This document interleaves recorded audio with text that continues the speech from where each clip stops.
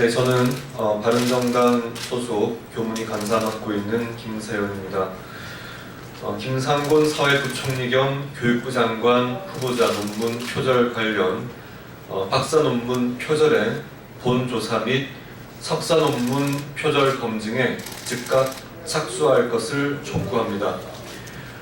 김상곤 사회부총리 겸 교육부 장관 후보자의 논문 표절 의혹에 대한 서울대 연구진실성위원회의 즉각적인 박사 논문 본조사와 석사 논문 검증을 촉구합니다.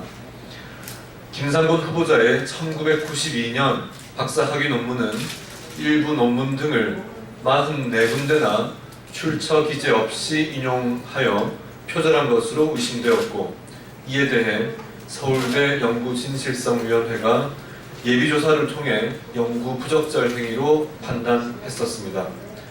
해당 논문은 1991년과 1992년에 학술지에 발표한 논문 내용을 중복 게재했다는 지적도 받고 있습니다.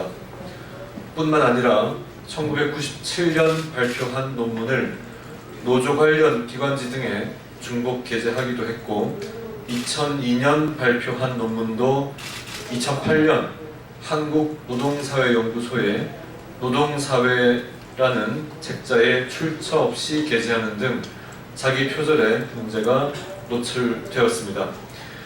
아직 제대로 밝혀지지 않고 있는 1982년 석사학위 논문이 가장 큰 문제인데, 무려 130곳의 표절과 함께 일부 내용은 일본의 논문을 통째로 베꼈다는 의혹까지 받고 있습니다. 교육부 장관 후보자의 몇 건 안 되는 논문들이 돌려막기식으로 표절, 중복 게재, 자기 표절 등 연구윤리 위반 의혹이 끊이지 않고 있습니다. 상황이 이러한데도 서울대 연구진실성위원회는 위원회 구성 전인 2006년 이전 석사학위 논문은 검증하지 않았던 이에 따라 검증에 나서지 않고 있습니다. 그러나 서울대 연구진실성위원회 규정 제3조 제3호를 보면 공익상 중대한 영향을 미치거나 연구진실성 확보를 위해 중요한 사안이라고 인정되는 경우 시기를 가리지 않고 위원회의 조사 대상이 된다라고 적시하고 있습니다.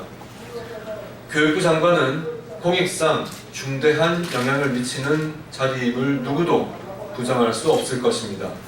그리고 교육부 장관 후보자의 연구진실성 확보는 해당 규정에 적시되어 있다시피 시기를 가리지 않고 조사를 해야 할 중요한 사안일 수밖에 없습니다. 따라서 서울대는 김상곤 후보자의 박사학위 논문 표절 의혹에 대한 본조사와 석사학위 논문에 대한 즉각적인 검증에 나서야 하고, 그 결과를 인사청문회 전에 국민들 앞에 낱낱이 밝혀야 할 의무가 있습니다. 서울대가 교육부 장관의 직접 소관이기 때문에 눈치를 보며 회피하는 것이 아니라면 지금 당장 조사에 착수하여야 할 것입니다.